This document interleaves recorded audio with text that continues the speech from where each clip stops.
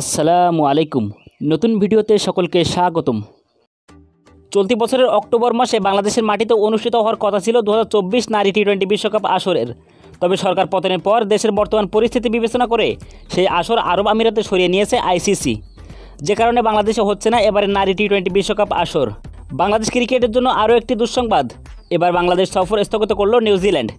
দুটি 4 দিনের ম্যাচ ও 3 ম্যাচের একটি ওয়ানডে সিরিজ খেলতে আগামী 28 সেপ্টেম্বর বাংলাদেশে আসার কথা ছিল নিউজিল্যান্ড এ দলের। তবে ভিসাজনিত সমস্যার কারণে বাংলাদেশ সফর এই মুহূর্তে বাতিল করছে নিউজিল্যান্ড এ দল। বিসিবির ক্রিকেট অপারেশনস বিভাগের ইনচার্জ শাহরিয়ার নাফিজ বিষয়টি নিশ্চিত করেছেন গণমাধ্যমকে।